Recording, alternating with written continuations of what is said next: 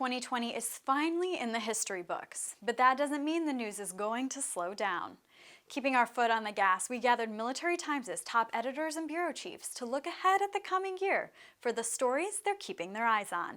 Take a look.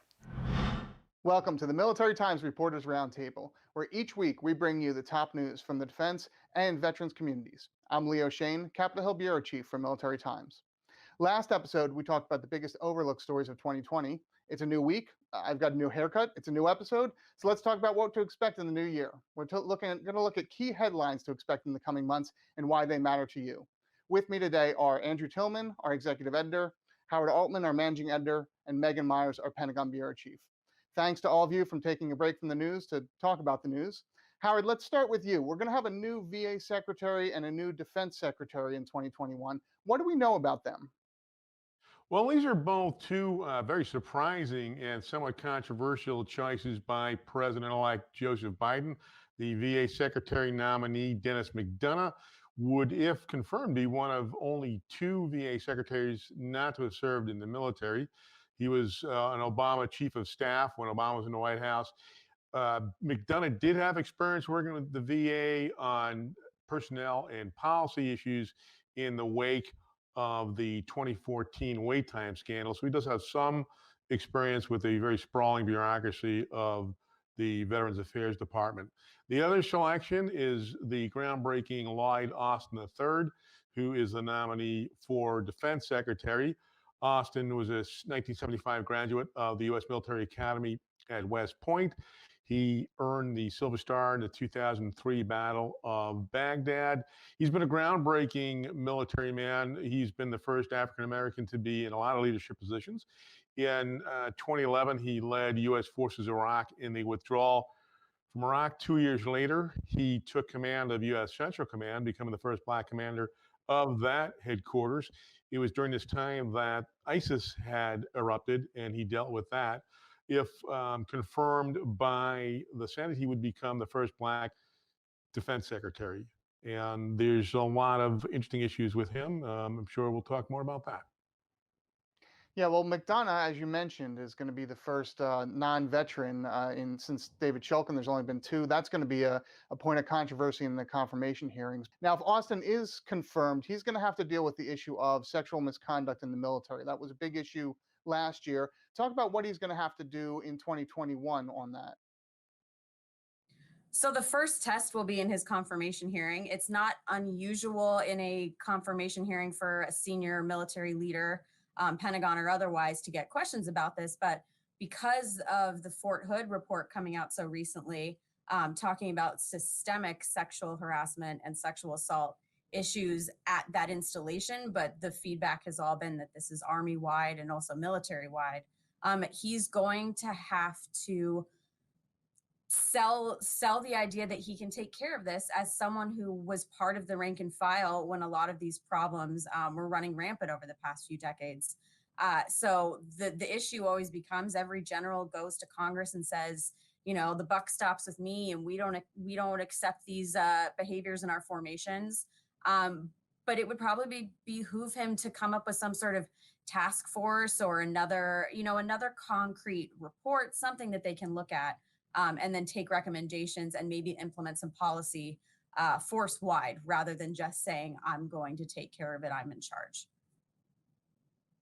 Let's shift our attention overseas now. Andrew, I know we've heard both Trump and Biden in recent months say that they want to get all the troops out of Afghanistan. They want to finally end that war. Is 2021 the year that we expect that's actually going to happen? Yeah, I think that the incoming President Biden is going to face a lot of questions about troop levels overseas. President Trump has set in motion a drawdown in Afghanistan. He has talked about setting in motion a drawdown in Iraq. He has ordered troops out of Germany, and he's ordered troops out of Somalia. So these are really going to be front burner issues for President Biden and his incoming Secretary of Defense.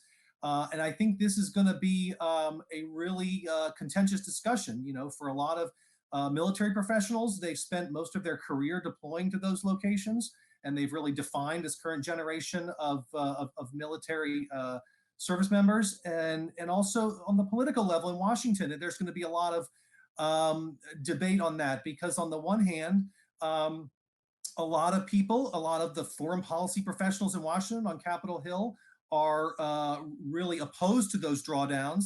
But on the other hand, when we look at polls politically, they're very popular in the United States, across the country. Most people think we shouldn't be there. So I think when those issues arise over the course of 2021, there's going to be a lot of contentious debate.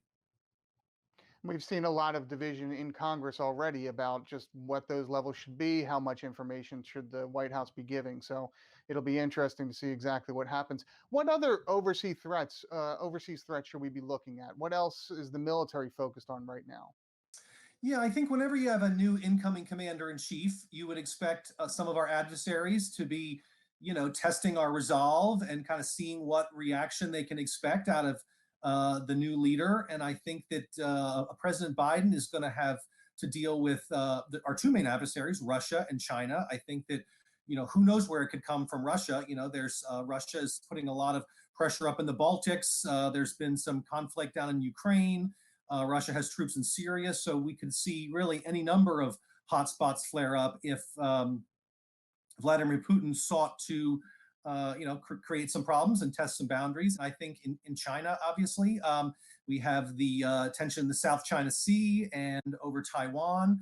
I think a lot of the protests and the crackdown we saw in Hong Kong over the past year kind of show that China is really, stepping forward to assert its role as a regional um, uh, power. And I think that there's going to be a lot of issues to arise in the Pacific, and that doesn't even get into the fact that we would probably see some testing from North Korea, and with their nuclear arsenal. President Trump had to deal with that from the get-go, and I would expect some early issues to arise there for a President Biden. So I would suspect it could be a really eventful and potentially volatile first year for him. And with each of those, there's questions about overseas basing and where military troops will be located. Howard, let me bring you back in to talk about Middle East and Africa. What are we seeing there, and how much do you think we'll be seeing U.S. military headlines from those areas? Well, as much as this administration wanted to draw down, the previous Obama administration tried to get out of that region and pivot to the Pacific, and they wound up still enmeshed in Afghanistan and Iraq. I think you'll see a continued presence of the U.S. military in those regions. You have to remember that Iran still presents a threat, and the current administration is continuing to put pressure on Iran. You've seen recently several B-52 overflights of the region to send a message to Iran. You've seen the Nimitz carrier group in the Persian Gulf again to send a message to the Iranians. The silver lining in all this is that the Iranians would like to see the U.S. come back to the table in the nuclear arms agreement that was abrogated by the Trump administration. Joe Biden has expressed interest in that, and I think that the Iranians equally want to see that happen. So they may tamp down their response. But it's a very volatile region. It really does remain to be seen. As much as the U.S. would like to, shift focus to particularly the Pacific to deal with the Chinese and what's going on in Europe. Well, there's a lot on this list, and as Donald Rumsfeld said, that doesn't include the known unknowns that we'll have to cover. So be sure to stay tuned to militarytimes.com for the latest news, and thanks for watching.